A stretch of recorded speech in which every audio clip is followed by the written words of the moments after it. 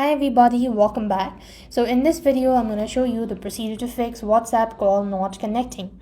So if the WhatsApp call isn't connecting, it could be because of the internet connection. So locate settings on your device, go to network and internet from the list, locate internet, and there you go. You could simply go and switch between Wi-Fi and mobile data. That should also definitely help you out.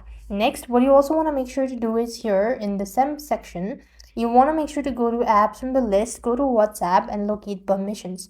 Make sure that call logs, camera, microphone and mic and audio is enabled. At the same time, just go to storage and time, actually cache and clear cache. That should also definitely help you out.